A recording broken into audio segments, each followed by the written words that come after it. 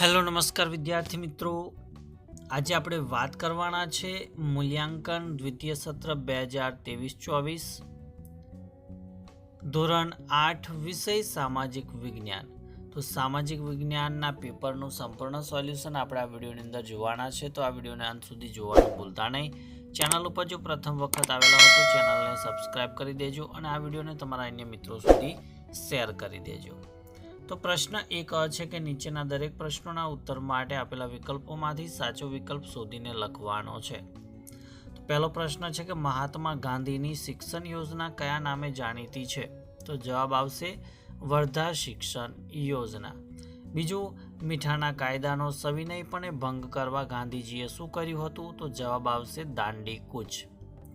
ત્રીજો પ્રશ્ન, નીચેના પૈકી કયા કલાકાર કલાના રાજા અને દેશની અમૂલ્ય ધરોહર હતા? તો જવાબ આવે છે રાજા રવિ વર્મા. ગુજરાત રાજ્યની રચના ક્યારે કરવામાં આવી? તો જવાબ છે 1 મે 1960ના રોજ કરવામાં આવેલી હતી. ત્યારબાદ સિલિકોન વેલી ક્યાં આવેલી છે? તો જવાબ આવશે કેલિફોર્નિયામાં. છઠ્ઠું, વડી અદાલતનો વ્યવહાર કઈ ભાષામાં ચાલે છે? તો એ આવશે અંગ્રેજી. કયો અધિકાર એ માનવ અધિકાર છે? તો જવાબ આવશે સંપત્તિનો અધિકાર. ત્યારબાદ 8મો જે પ્રશ્ન છે, આઝાદી પછી દરેક ગામમાં કયું સ્વપ્ન સિદ્ધ થયું છે? તો જવાબ આવશે શાળાનું. ત્યારબાદ 1બ છે કે ખાલી જગ્યા આપણે પૂરવાની છે. એમાં પહેલી ખાલી જગ્યા કે સ્વામી વિવેકાનંદનું મૂળ નામ ખાલી જગ્યા હતું? તો જવાબ આવશે નરેન્દ્રનાથ દત્ત. બીજું કે બારડોલી સત્યાગ્રહ બાદ વલ્લભભાઈ પટેલ તરીકે વલ્લભભાઈ ખાલી જગ્યા તરીકે ઓળખાયા? તો એ આવશે સરદાર. કલા એ માનવીની ખાલી જગ્યાનું માધ્યમ છે? તો જવાબ આવશે અભિવ્યક્તિનું. હાલ આયોજન પંચ ખાલી જગ્યા તરીકે ઓળખાય છે? તો જવાબ આવે છે નીતિ આયોગ. 5મું છે કે વિશ્વમાં ખાલી જગ્યા ઉદ્યોગ એ નવા પ્રકારનો વિકસતો ઉદ્યોગ છે? તો જવાબ આવશે માહિતી તકનીકી. છઠ્ઠો પ્રશ્ન કે ભારતમાં સાક્ષરતાનો સૌથી ઓછો દર ધરાવતો કેન્દ્ર શાસિત પ્રદેશ ખાલી જગ્યા છે? તો એ આવશે દાદરા અને નગર હવેલી. ખાલી જગ્યા આપત્તિ વ્યાપક ક્ષેત્રમાં જાનમાલને ભારે નુકસાન પહોંચાડે છે? તો એ આવશે કુદરતી. અને 8મું કે ગુનાની પ્રથમ માહિતી નોંધને ખાલી જગ્યા કહેવામાં આવે છે? તો જવાબ આવશે FIR. ત્યારબાદ પ્રશ્ન 2 છે કે નીચેના વિધાનો ખરા છે કે ખોટા તે જણાવવાના છે. પહેલું વિધાન કે બોઝ સંશોધન કેન્દ્ર કોલકાતામાં આવેલું છે? તો આ વિધાન ખરું છે. બીજું, જલિયાવાલા બાગમાં વસંત પંચમીના તહેવારને અનુલક્ષીને વધારે લોકો આવ્યા હતા? તો આ વિધાન ખોટું છે. ત્રીજું વિધાન કે મોલારામ કાંગડા શૈલીનો મહાન ચિત્રકાર હતો? તો આ વિધાન ખરું છે. ચોથું, આજે ભારતમાંથી શીતળાનો રોગ નાબૂદ થઈ ગયો છે? તો આ વિધાન ખરું છે. 5મું, ખાનગી ક્ષેત્રનો ઉદ્યોગ વ્યક્તિ કે વ્યક્તિઓનો સમૂહ ચલાવે છે? તો આ વિધાન ખરું છે.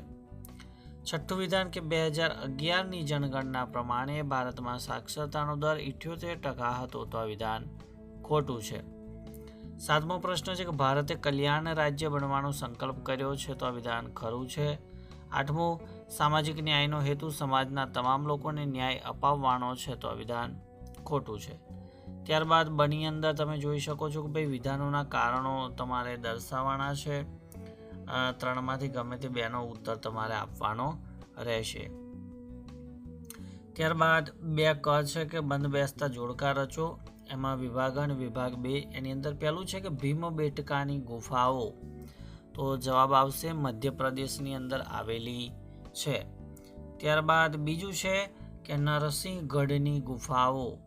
તો એ મહારાષ્ટ્રની અંદર આવેલી છે. બાદામીની ગુફાઓ?